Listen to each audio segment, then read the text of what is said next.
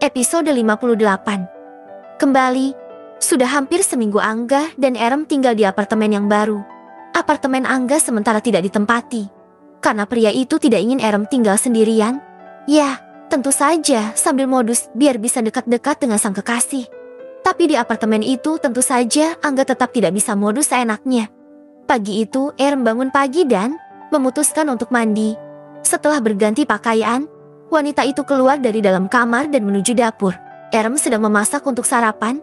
Angga sepertinya masih terlelap karena Erem belum melihat Angga sama sekali. Mereka memang tinggal serumah tapi beda kamar tentunya. Erem tidak mau Angga bersikap semena-mena padanya.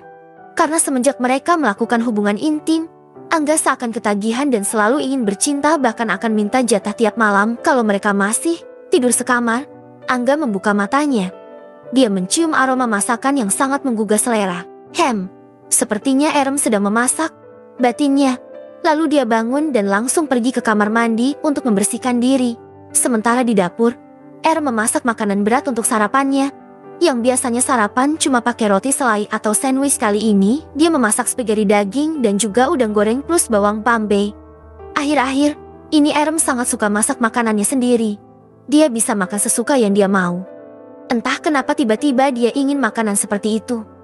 Erem hanya mengikuti kemauannya saja. Aduh, perutku sudah lapar. Tidak tahan untuk mencicipinya. Seru Erem girang melihat masakannya sudah matang. Wanita itu segera menaruh spaghetti di 2 piring. Tentu saja piring satunya untuk Angga. Makanannya ia tata dengan cantik. Sungguh menggoda selera siapapun yang melihatnya. Beberapa saat kemudian Angga keluar dari kamar dengan memakai kemeja dan sebuah dasi di tangannya. "Sepertinya kamu masak makanan yang tidak seperti biasanya," tanya Angga. Erem melihat Angga berjalan ke arahnya. "Iya, tiba-tiba aku ingin masak spaghetti sama udang goreng tepung," jawab Erem mendekati Angga. Dia mengambil dasi dari tangan pria itu dan langsung memasangnya di kerah kemeja Angga. Angga sangat suka mengamati wajah Erem yang terlihat fresh dan sangat cantik pagi ini. Meskipun setiap hari Erem memang selalu terlihat cantik.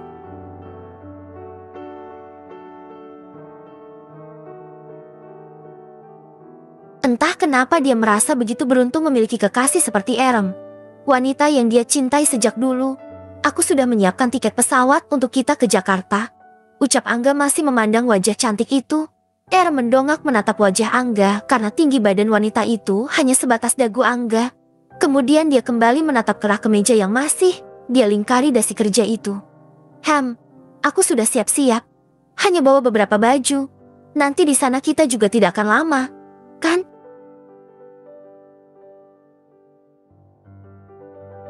"Iya, setelah acara selesai kita harus langsung kembali ke London. Aku harus bekerja dan kamu juga harus kuliah," jawab Angga. "Kapan kita akan berangkat?" tanya Erem yang sedang fokus menyimpulkan dasi itu. Sepertinya dia masih selalu salah meskipun sudah belajar. Erem memang masih belajar untuk memasangkan dasi. "Besok kita berangkat," jawab Angga.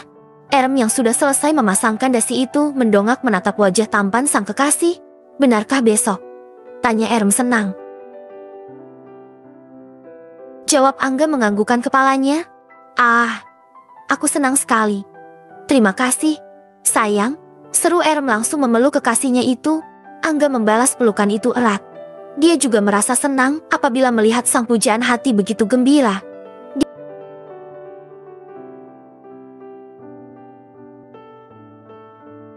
Dia pun sudah bertekad akan membicarakan serius hubungan mereka kepada dedinya. Mudah-mudahan semua berjalan dengan lancar dan Dedi menyetujui hubungan mereka. Seandainya jika kedua orang tuanya tidak merestui,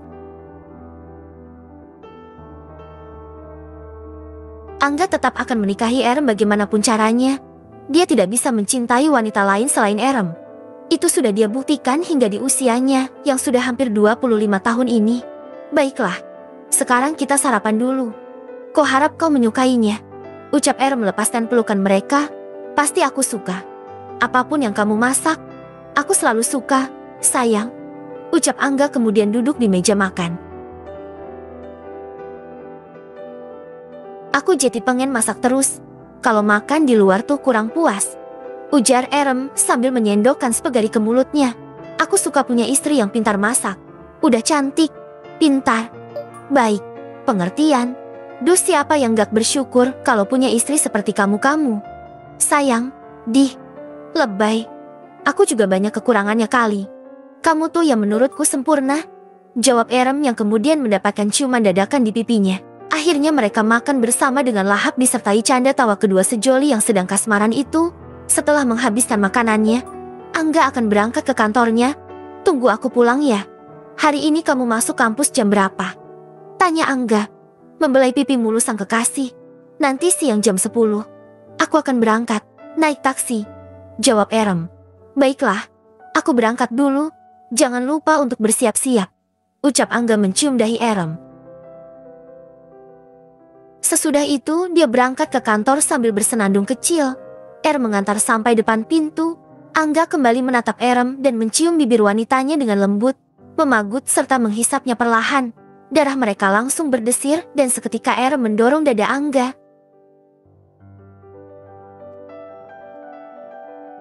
Stop, nanti tidak jadi pergi. Udah sana buruan berangkat. Erem mendorong punggung Angga agar segera berjalan pergi. Bisa bahaya kalau mereka masih harus meneruskan acara cium-ciuman itu. Selamat tinggal, sayang. Aku mencintaimu, seru Angga melambaikan tangannya.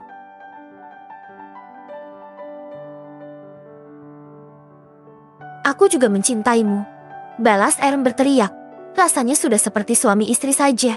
Batin wanita cantik itu tersenyum. Hari ini Erem dan Angga bersiap untuk masuk ke dalam pesawat. Mereka menggunakan pesawat komersil karena pesawat pribadi milik Dedi Rian sedang disewa sahabatnya Farel yang berasal dari Bali. Tentu saja seluruh keluarga besar akan berkumpul untuk menghadiri acara pertunangan putri kedua Rian Richard itu.